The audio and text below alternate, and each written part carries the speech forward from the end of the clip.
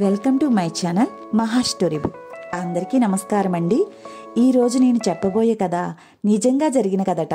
ఈ కథ నా మనసును కదిలించింది.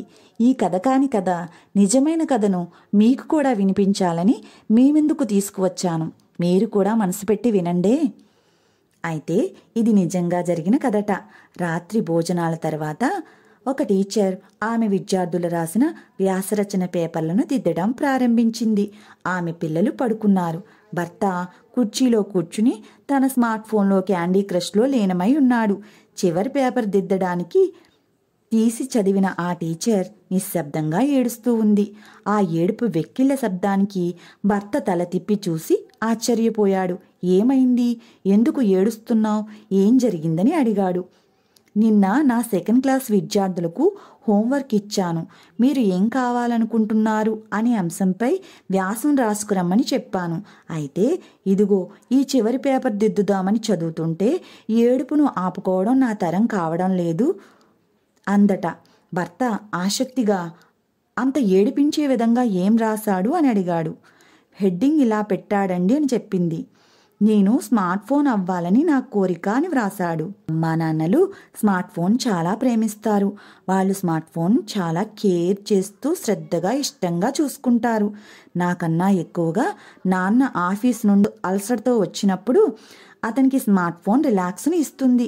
నాన్నకి స్మార్ట్ ఫోన్ కోసం సమయం ఉంది, కానీ నా కోసం సమయం లేదు. ఎందుకంటే నాతో ఆడుకోవడం మా నాన్నకు రిలాక్స్ని ఇవ్వడం లేదు. అమ్మా నాన్నలు ముఖ్యమైన పనిలో ఉన్నప్పుడు కూడా స్మార్ట్ ఫోన్ రింగ్ అవుతుంటే 1-2 రింగులకి వచ్చేలోపే వాళ్ళు ఫోన్ చేతిలోకి తీసుకుని జవాబిస్తారు. కానీ నేను ఎన్నిసార్లు పిలిచినా దానికి ఇచ్చే ప్రిఫరెన్స్ నాకు ఇవ్వరు. నేను ఏడుస్తూ ఉంటే కూడా వాళ్ళు నాతో కాకుండా స్మార్ట్ ఫోన్తో గడుపుతుంటారు. వాళ్ళు నాతో కన్నా స్మార్ట్ ఫోన్తో ఆడుకోవడానికే ఎక్కువ ఇష్టపడతారు.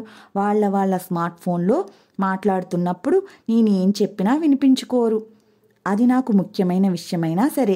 అదే ఒకవేళ నాతో మాట్లాడుతున్నప్పుడు రింగ్ వస్తే మాత్రం వెంటనే ఫోన్కి జవాబిస్తారు. అమ్మా నాన్నలు స్మార్ట్ ఫోన్ కేర్గా చూసుకుంటారు. ఎప్పుడూ వాళ్లతోనే ఉంచుకుంటారు. దానికి చాలా ప్రాధాన్యత ఇస్తారు. దానిని చాలా ఇష్టపడతారు.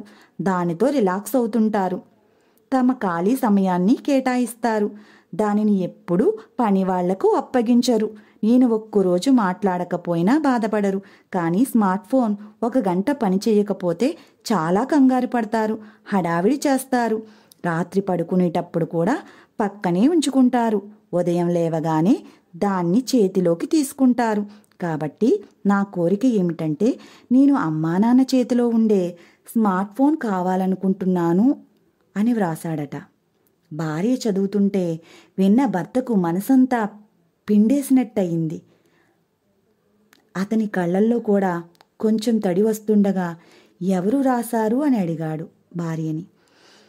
మన కొడుకేనండి అంది భార్య కన్నీరు కారుస్తూ. వస్తువును ఉపయోగించుకోవాలి, బంధాలను ప్రేమించాలి.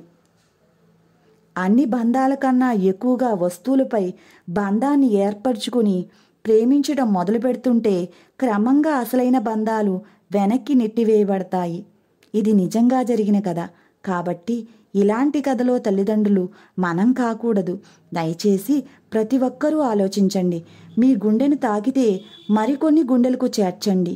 కొంతమందైనా మారే అవకాశం కల్పించండి.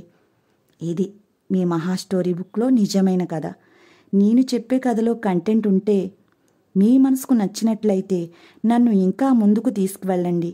లైక్ చేయండి, షేర్ చేయండి, సబ్స్క్రైబ్ చేయండి. మరో కథతో మీ ముందుంటుంది మీ మహా. ఇక ఉంటానండి.